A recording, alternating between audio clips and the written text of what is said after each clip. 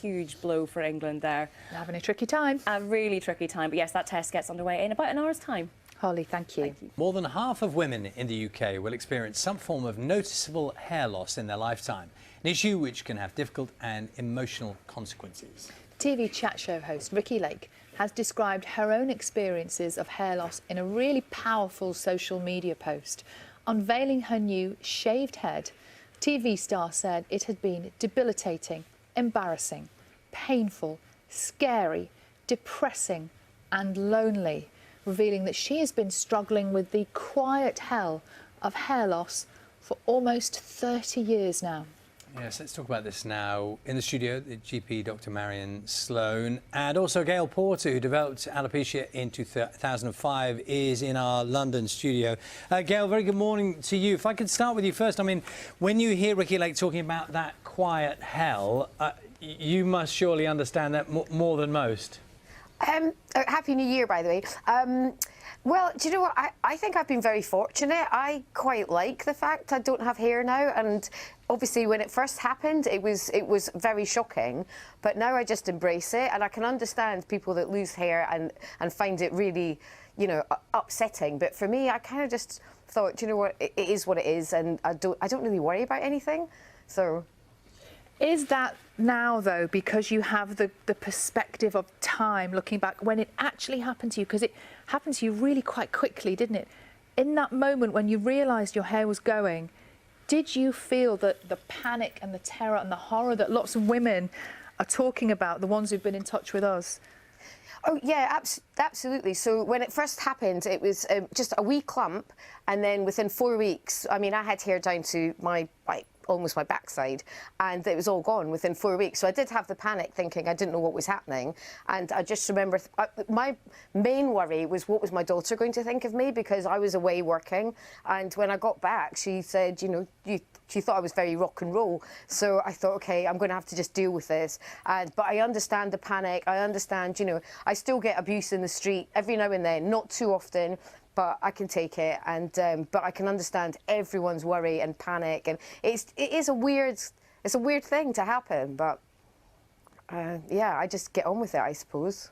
Let's talk to Dr. Marion Sloan, who's in the studio with us now. So, Ricki Lake was talking about suffering in silence for more than 30 years. So she's known she's had the condition, sort of kept it to herself. Yes. How common is it?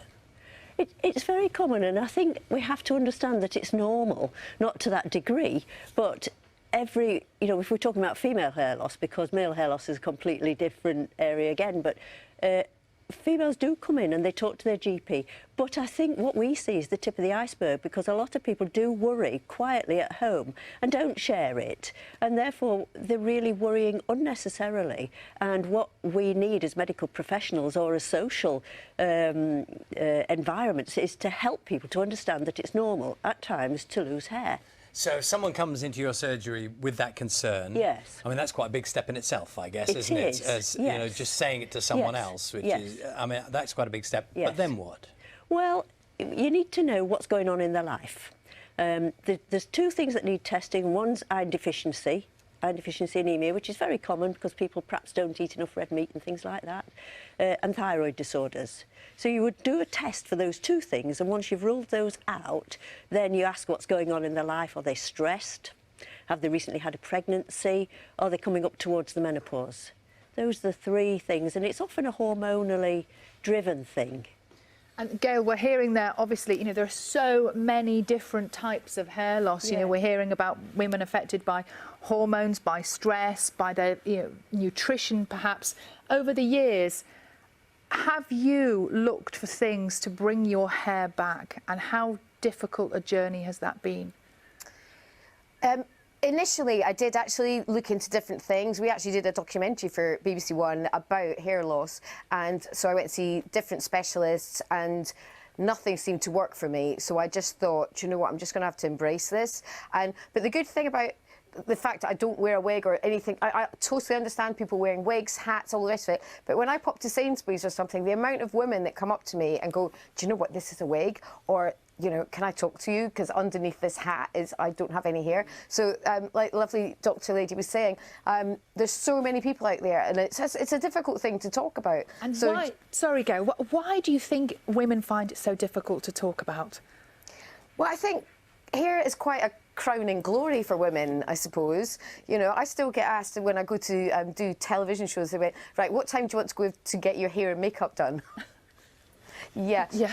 We'll think about that one. But yeah, I think, you know, it's nice having hair, and it's kind of, you know, but I think it's quite an important thing, and it's a statement. And suddenly when you don't have your hair, I think the worst thing for me personally was I felt like I'd been rubbed out a little bit, because my eyelashes went, my eyebrows went. You can see I've got no eyelashes here. These have been microbladed on. So I suddenly felt kind of like someone had just got rid of me a little bit. I felt like I'd lost a bit of my personality. Man, you're nodding a lot in agreement there. I think this is a condition called alopecia. And alopecia is very different to the normal physiological hair loss that happens during women's lives. And the two conditions are very, very separate. So people worry that they're going to develop alopecia. Now, thankfully, it's rare. Thankfully, it's rare. And if that's the case, then it's dermatology referral to the hospital to see a specialist. But normally, it's just the ups and downs of everyday life that results in your hair getting a bit thinner. And I suppose one of the things Gail was mentioning a moment ago, you know, anecdotally, the number of people coming up to her and talking to her. And Ricky Lake doing this publicly now. It starts the conversation in a different kind of a way. It does.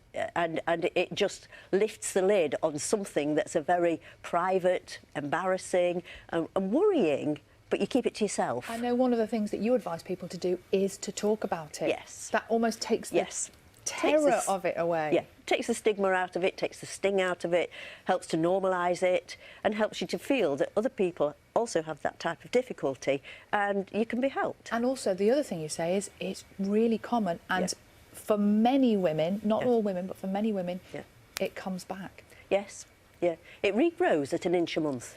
So that's very slow. So it takes a long time to get your ponytail back to where it was. Do you think, Gail, that you know, some of the stigma around this? I see you laughing there. Just go on. I was just like, it's going to take a long time to get me a ponytail.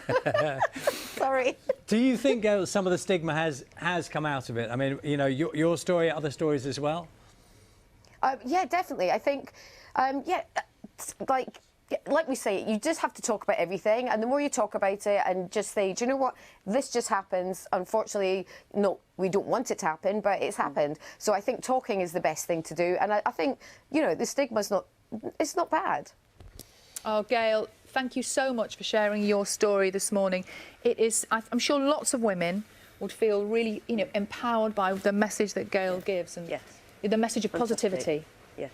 Gail, thank you. Thank you so much for having me, and have a great new year. Thank you.